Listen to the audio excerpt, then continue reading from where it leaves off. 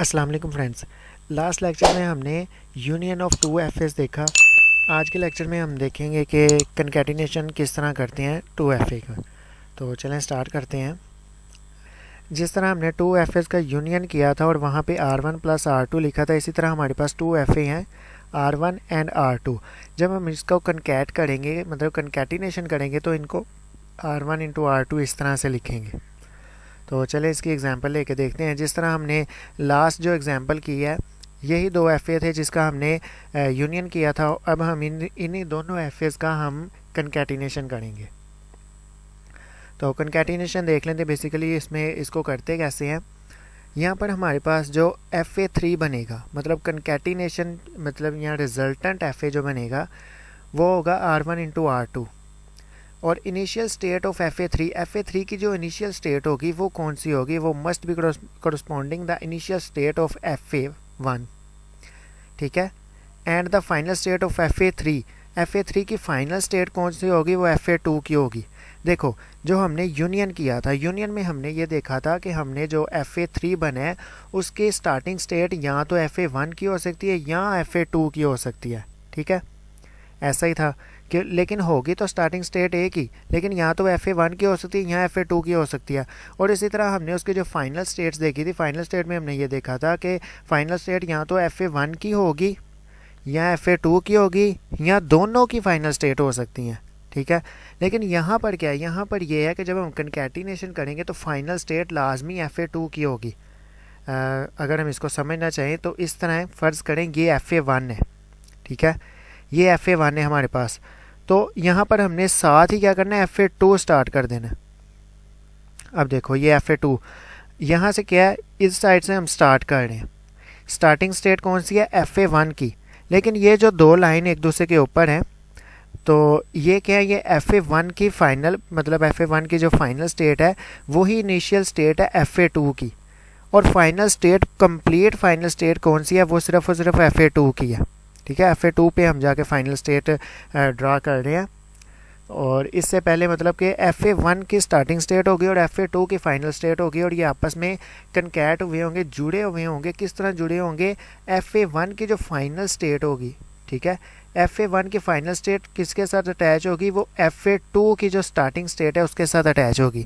अब ये हम करेंगे कैसे, किस तरह से हम लिखेंगे या सोल्व करेंगे, वो हम नेक्स्ट आगे एग्जांपल सोल्व करते हैं। फ़िलहाल सिर्फ ये चीज़ देखनी थी कि ये बेसिकली हम कंकैटिनेशन करते कैसे हैं, ठीक है। तो यही यहाँ पे जो मैंने बात बता दी, यही थ्योरी में उसने लिखा हुआ है। तो नेक्स्ट देखते हैं। यहाँ पर सेम वही बात है जो हमने लास्ट में यूनियन ऑफ टू FA में देखा था कि FA3 जो बनेगा वो FA1 और FA2 से डिफरेंट होगा। तो हम इसमें क्या करेंगे, इसकी स्टेट्स को Z1 Z2 Z3 मतलब अलग तरह से लेबल करेंगे, ठीक है। तो चलें अब इसकी एग्जांपल को सोल्व करके देखते हैं। यहाँ पर हमारे पास दो FA हैं, ठीक है, FA1 एंड FA2।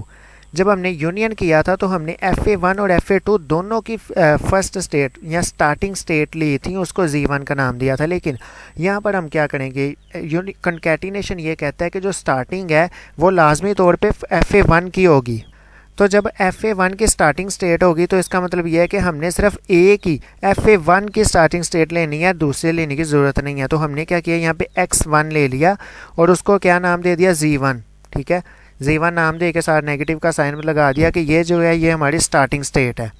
फिर हमने क्या किया, हमने ये किया कि X1 से अगर A रीड करते हैं, ठीक है, ये टेबल को ज़्यादा मैं डिस्कस इसलिए नहीं कर रहा क्योंकि आप पीछे यूनियन जो करके आए हैं उनको ये बिल्कुल पता है कि किस तरह से टेबल को ड्रॉ करना है और यहाँ पे क्या क्या हमने लिखना है। तो हमने X1 से A रीड किया तो हम X1 पे रहे, क्यों, क्योंकि X1 पे लूप लगा हुआ है का। तो A रीड किया तो X1 पे रहे, और ये तो X1 को हम ऑलरेडी नाम दे चुके हैं Z1 का, तो Z1 ही दे दिया। अब X1 से जब हम B रीड करेंगे, देखें X1 से B रीड किया तो X2 पे गए, ठीक है। तो हमने यहाँ पे X2 तो लिख दिया, लेकिन हमने पीछे देखा था थ्योरी के अंदर के कंकैटिनेशन करने के तरीके में हमने देखा था कि जहाँ पर FA1 की फाइनल स्टेट होगी, जहाँ पे फाइनल स्टेट आएगी उसके साथ हमने FA2 के स्टार्टिंग या इनिशियल स्टेट लिखनी है। तो हमने क्या किया, हमने ये X2 जो है ठीक x2 जो है यहाँ पर ये क्या है, ये फाइनल स्टेट है fa1 की, तो हमने x2 लिख दिया, लेकिन इसके साथ साथ हमने क्या करना है, fa2 जो है उसकी स्टार्टिंग स्टेट जो y1 है वो लिखनी है। तो यहाँ पे हमने y1 लिख दिया, ठीक है। तो मतलब ये कि जहाँ पर fa1 की फाइनल स्टेट, या मतलब दूसरे वर्डों में कह लें कि x2 आएगा, जहाँ पर x2 आएगा वहाँ पर y1 लाजमी लगाएंगे आप, ठीक है। तो x2 के साथ हमने y1 लगा दिया। अब ये क्या है, ये न्यू स्टेट आ गई, तो हमने इसको क्या नाम दे दिया, z2 का। तो z2 को अब ओल्ड स्टेट की तरफ ले आए, z2 स्टेट को लिख देते हैं हम यहाँ पे। अब z2 से करना है, x2 से a रीड करते हैं, तो हम क्या करते हैं, x2 से a रीड करके x1 पे चले गए, जहाँ ये देखें ना, x2 से a रीड किया तो हम x1 पे आ गए, ठीक है। इसी तरह अगर हम y1 से a रीड करते हैं तो हम y2 पे चले जाते हैं, y1 से a रीड किया तो हम क्या हुआ, y2 पे चले गए। इसी तरह अगर हम x2 से b को रीड करते हैं तो x2 से b को रीड करते हैं, यहाँ पर b का लूप लगा हुआ है, ठीक है। तो x2 जब आएगा, हम ये डिस्कस कर चुके हैं कंकैटिनेशन के असूल में कि जहाँ पर fa1 की फाइनल स्टेट आएगी वहीं पे fa2 की स्टार्टिंग स्टेट भी आनी है। तो जहाँ पर x2 आएगा वहाँ पे हमने y1 लिखना है। तो हमने क्या किया, हमने जब x2 से b रीड किया तो x2 एंड y1 दोनों स्टेट्स लिख दी। अब हमने y1 लिया, y1 से हमने क्या करना है, y1 से हमने b को रीड करना है। जब हम y1 से b को रीड करेंगे तो y1 से b को रीड किया तो y1 को भी y1 पे क्या हुआ है, b का लूप लगा हुआ है, तो y1 ही आएगा। लेकिन हमने यहाँ पे सिर्फ एक बार y1 लिखा है, दोबारा नहीं लिखा, y1 ऑलरेडी आ चुका है। तो इस चीज़ का ख्याल रखना, जहाँ पर y1 आ गया है एक बार उसको दोबारा लिखने की ज़रूरत नहीं है, ठीक है। y1 ऑलरेडी लिखा हुआ है यहाँ पर हमारी स्टेट के अंदर, तो इसलिए हमें दोबारा से y1 को लिखने की ज़रूरत नहीं है। अब z2 को हमने कर लिया, अब z3 की बारी है, z3 को लिखते हैं यहाँ पे। z3 में हमने x1 से a रीड करते हैं तो x1 पे, और y2 से a रीड करते हैं तो y3 पे चले जाते हैं। जैसे ये देखें ना, y2 से a रीड किया तो y3 स्टेट पे चले गए हम। ये हमारे पास एक न्यू स्टेट आ गई जिसको हमने z4 का नाम दे दिया। इसी तरह z3 है। अब x1 से हम b रीड करते हैं, x1 से b रीड करते हैं तो हम क्या जाएंगे, हम न्यू स्टेट x2 पे चले जाएंगे। तो हमने x2 तो लिखा, लेकिन इसके साथ साथ हमने कौन सी लिखनी है, y1 लिखनी है स्टेट। क्यों? क्योंकि x2 जो है वो fa1 की फाइनल स्टेट है। फाइनल स्टेट जहाँ पर आएगी fa1 की, वहीं पे हमने fa2 के स्टार्टिंग स्टेट लगानी है। तो fa2 के साथ हमने x2 के साथ हमने y1 लिख दिया, ठीक है। अब हमने क्या किया, हमने y2 से b रीड किया। अब y2 जो है, ये y2 से हम b रीड कर रहे हैं, तो क्या हो रहा है, हम y2 से b रीड करके y1 पे आ रहे हैं। तो y1 पे जब हम आएंगे तो y1 तो ऑलरेडी लिखा हुआ है, तो इसलिए हमें y1 दोबारा लिखने की ज़रूरत नहीं है। और ये स्टेट सेम वही है जो हम ऊपर z2, यही देखें z2 जो ऑलरेडी हम डिस्कस कर चुके हैं, तो इसलिए हमने उसको z2 ही नाम दे दिया। अब नेक्स्ट हमारे पास z4 आ गई। z4 को जब सोल्व करेंगे तो x1 से a रीड करेंगे तो x1 पे ही रहेंगे क्योंकि वहाँ पे लूप लगा हुआ है का। इसी तरह y3 से a रीड करेंगे तो y3 पे ही रहेंगे क्योंकि a और b का लूप लगा हुआ है y3 पे। फिर हम x1 से अगर b रीड करते हैं, x1 से हम b रीड करते हैं तो x2 पे चले जाते हैं। और हम ये डिस्कस कर चुके हैं कि जब भी x2 आएगा वहाँ पे y1 ज़रूर आएगा। तो x2 के साथ y1 आ गया, क्यों? क्योंकि हमने x1 से b रीड किया तो हमें हमारी न्यू स्टेट आ गई जो कि x2 है। और x2 fa1 की फाइनल स्टेट है, तो इसके साथ साथ हमने fa2 की स्टार्टिंग स्टेट लगानी थी, तो हमने वो दोनों लगा ली, x2 y1। अब x2 y1 लगा ली। अब हमने क्या किया, हम देखते हैं कि y3 से अगर हम b रीड करते हैं तो y3 पे ही रहते हैं। क्यों? क्योंकि हमें यहाँ पे ये देखें y3 पे a b का लूप लगा हुआ है, तो हम अगर b रीड करते हैं y3 पे तो y3 पे ही रहते हैं। तो ये एक हमारी न्यू स्टेट आ गई जिसको हमने z5 कह दिया। अब z5 से देखें x2 है, ठीक है, x2 है। x2 से अगर हम a रीड करते हैं, x2 से a रीड करते हैं तो हम आ जाते हैं x1 पे, तो ये हमने लिख दिया x1। इसी तरह y1 है, y1 से हम a रीड करते हैं तो y1 ये है, y1 से a रीड करते हैं तो y2 पे चले जाते हैं तो y2 लिख दिया। इसी तरह y3 से a रीड करते हैं तो y3 पर ही रहते हैं क्योंकि y3 के ऊपर a b का लूप लगा हुआ है। तो ये हमारे पास एक न्यू स्टेट आ गई जिसको हमने z6 का नाम दे दिया। इसी तरह Z5 से अगर हम Z5 नहीं, X2 से अगर हम B रीड करते हैं तो X2 पे रहते हैं क्योंकि वहाँ पे B का लूप लगा हुआ है, और Y1 से B रीड करते हैं तो Y1 पर ही रहते हैं क्योंकि Y1 पे B का लूप लगा हुआ है। Y3 से B रीड करते हैं तो Y3 पर ही रहते हैं क्योंकि Y3 पर AB का लूप लगा हुआ है। ये हमारे पास फिर वही आ गई सेम कंडीशन जो कि स्टेट जो हमारी Z5 थी।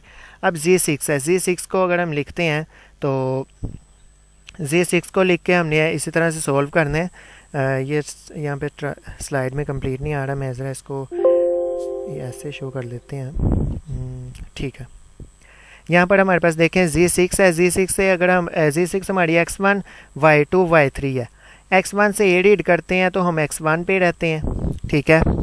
और Y2 है, Y2 से हम A रीड करते हैं तो हम चले जाते हैं Y2 से Y3 पे, और Y3 से अगर A रीड करते हैं तो Y3 पर ही रहते हैं। लेकिन हमने ये देख चुके हैं कि एक स्टेट अगर पहले आ चुकी है, जैसे यहाँ पे Y3 ऑलरेडी हमारे पास आ चुकी है, तो दोबारा से Y3 लिखने की ज़रूरत नहीं है।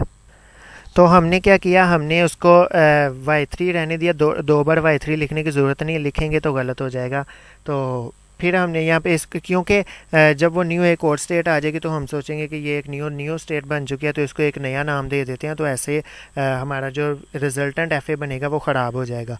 तो Y3 एक बार ही आ गया, इसका ये ऑलरेडी आ चुकी है स्टेट जिसको हमने Z4 कहा हुआ है। इसी तरह Z6 से अगर हम X1 से A रीड करते हैं तो X2 पे, Y2 से B रीड करते हैं, X1 से B रीड करते हैं तो X2 पे चले जाते हैं, Y2 से B रीड करते हैं तो Y1 पे, और Y3 से अगर B रीड करते हैं तो Y3 पर ही रहते हैं। तो ये हमारे पास दोबारा से Z5 आ चुकी है, ठीक है।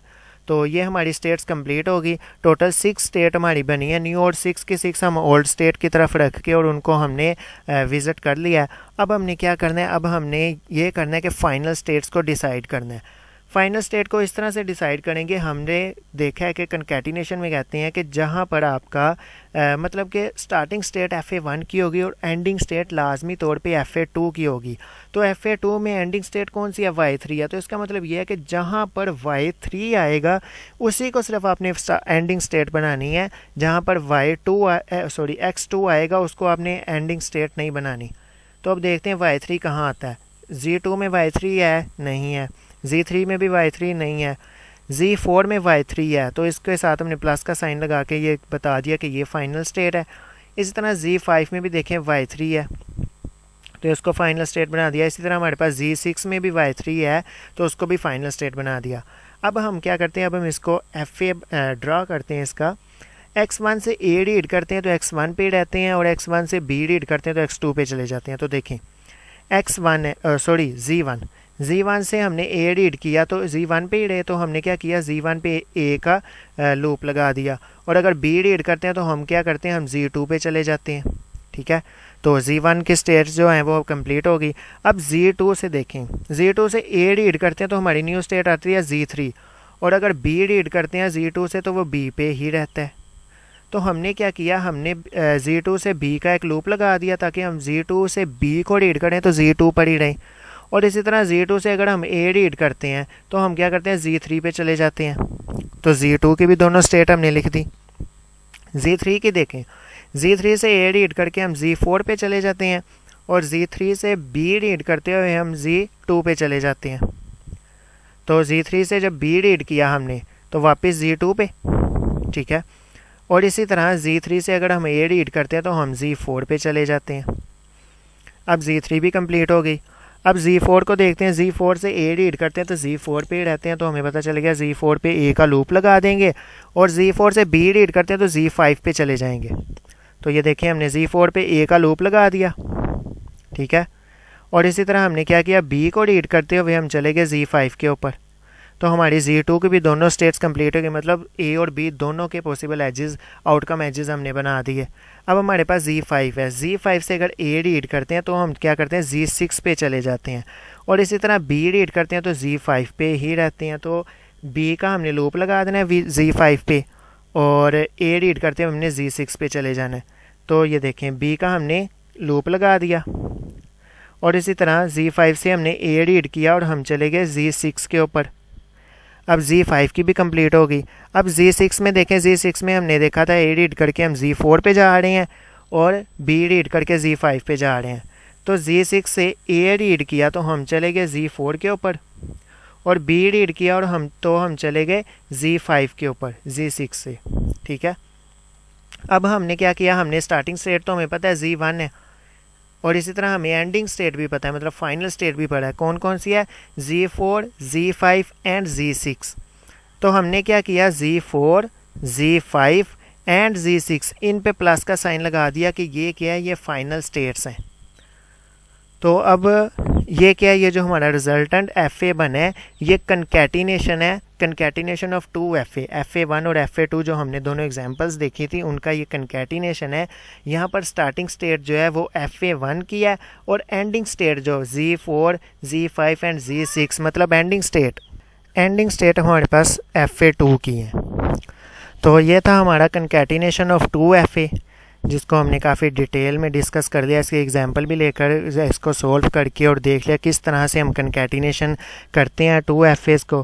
तो आप डिफरेंट एग्जांपल्स लेके जो हमने रेगुलर एक्सप्रेशन ड्रा किए थे, आप FA की जो एग्जांपल्स हैं, ठीक है, हमने FA बनाए थे ना, डिस्कस किए थे, वहाँ से डिफरेंट FAs को लेके आप उनका यूनियन करें और उसका कंकैटिनेशन करें, ताकि आपकी जितनी ज़्यादा प्रैक्टिस होगी उतना ज़्यादा आपको आएगा। तो नेक्स्ट लेक्चर में हम देखेंगे FAs को क्लियर कैसे करते हैं। तो इस लेक्चर में इतना ही, मिलते हैं नेक्स्ट लेक्चर में। अल्लाह हाफिज़।